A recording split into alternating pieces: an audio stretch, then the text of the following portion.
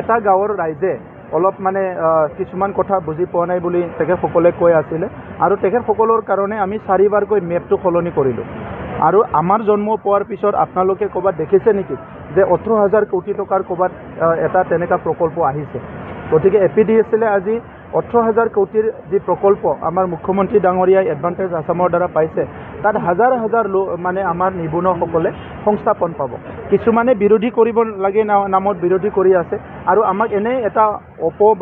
মানে কি কয় এটা নোহোৱা এটা কথাক লৈ পেলাই আমাক এটা দোষ জাপি আছে যে খিলঞ্জীয়াৰ ভূমি কিবা ভূমি দিব বিচাৰিছে 4 বছৰত কোনোবা মানুহক এনক্ৰ'চ কৰিছে নেকি চাওক 4 বছৰত কোনোবা মানুহৰ ঘৰ জ্বলিছে নেকি 4 বছৰত কোনোবা দুখত থাকিব লগা হৈছে নেকি বড়োলেণ্ডত তেনেকুৱা এটা উদাহৰণ দিয়ক আজি কোনোবা যাই পেলাই তাক কাকবা পেট্ৰল ঢালিবলৈ উচতনি দিছে এইটোতো ভাল কথা নহয় নিজে ঢালি লওক না কোকৰাঝাৰৰ পৰা বাহিৰৰ পৰা যাই ডাঙৰ ডাঙৰ কথা কৈ আছে তেখেতসকলে পাৰে যদি নিজে ঢালি লওকচোন তেনেকুৱা ঘটনা গুৱাহাটীতো হৈছিলে এটা সময়ত আন্দোলন কৰি এনেই এজন সাধাৰণ ল'ৰা এজনক জুই জ্বলি মৰিব লগা কৈছিলে মানে দিছপুৰৰ সন্মুখত এইবিলাক আমি দেখিবলৈ পাইছোঁ গতিকে 4বাৰকৈ আমাৰ চৰকাৰে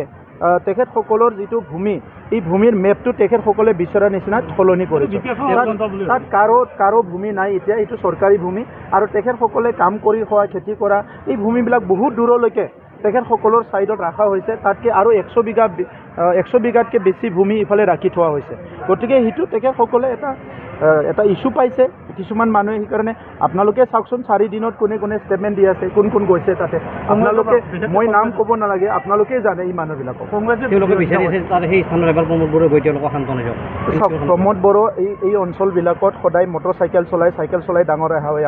অহা মানুহ গতিকে আজিৰ সময়ত যিসকলে ষড়যন্ত্ৰ কৰিছে এই মানুহবিলাকক আমি চাই আছোঁ যোনে এইবিলাক মানে কথাবিলাক কৈ আছে চাই আছোঁ চৰকাৰেতো চৰকাৰী তৰিকাত কৰে না আমাৰ চাৰ্কেল অফিচাৰ কথা পাতি আছে SDO চিভিল কথা পাতি আছে সকলো লাগি আছে আমি লাগি আছোঁ ইয়াত ময়ো তেখেতসকলৰ লগত 4বাৰকৈ কথা পাতিলোঁ 3-4বাৰ তেখেতসকলৰ টীম আহি কথা পাতিছে গতিকে মোৰ বিশ্বাস আছে লাহে লাহেকৈ তেখেতসকলে বুজি পাব সমগ্ৰ পৰ্বতজোৰাৰ অঞ্চলৰ ৰাইজে এই প্ৰকল্পটো বিচাৰে কিছুমান ৰাজনীতিক মানুহবিলাকেহে ৰাজনীতি কৰিবলৈ চান্স নোপোৱাৰ কাৰণে এইবিলাক নাটক কৰি আছে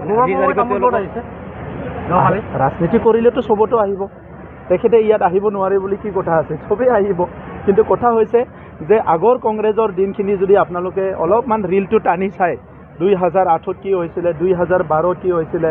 আগৰ সময়ৰ পৰিৱেশবিলাক ৰিলবিলাক টানি চালে গম পাব কিন্তু আজি মই এইবিলাক কথা নকওঁ ৰাজনীতি কৰা চবৰো অধিকাৰ আছে খালি চাব লাগে যে এটা জ্বলন্ত অৱস্থাৰ পৰা বড়োভূমি শান্তি হৈছে ৰাজনীতি কৰাৰ নামত ইয়াত কোনো যাতে জুই জ্বলাবলৈ আকৌ নাহে এইটোৱে মোৰ অনুৰোধ মই